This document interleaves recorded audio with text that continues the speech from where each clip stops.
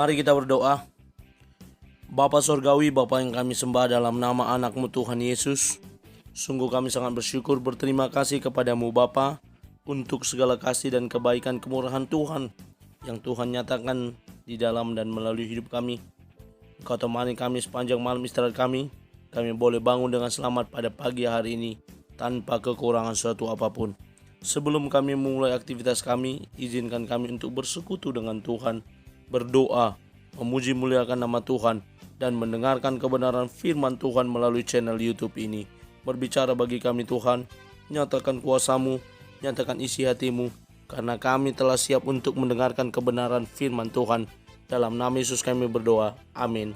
Shalom ibu bapak saudara terkasih dalam nama Tuhan kita Yesus. Semangat pagi, bertemu kembali di channel Rionando Butar-Butar dalam khotbah 5 menit aja toko 5 untuk renungan harian.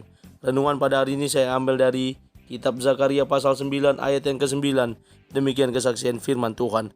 Bersorak-soraklah dengan nyaring, hai putri Sion.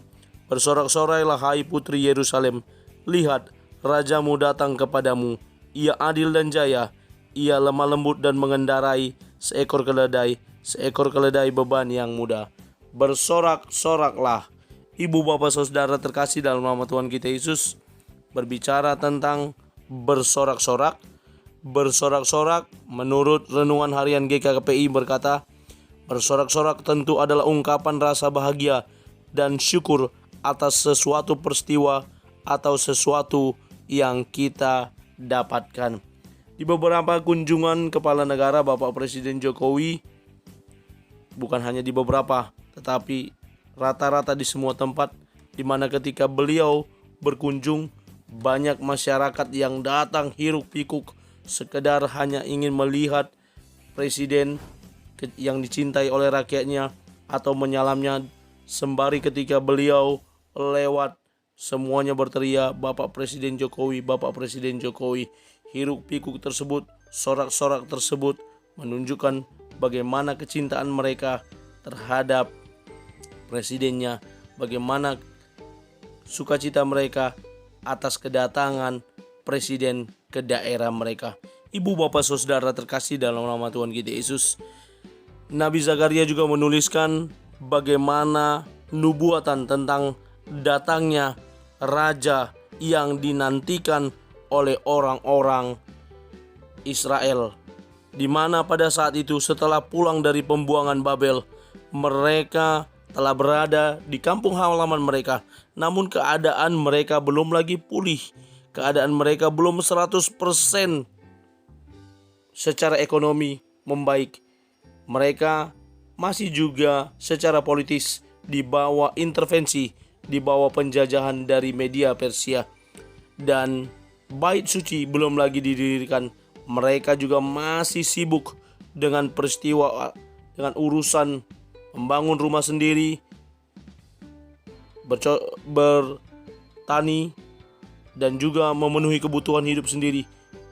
Bait suci belum lagi mereka bangun. Mereka sibuk dengan tembok-tembok mereka sendiri, dan mereka belum melakukan apa yang diperintahkan Tuhan untuk membangun bait suci.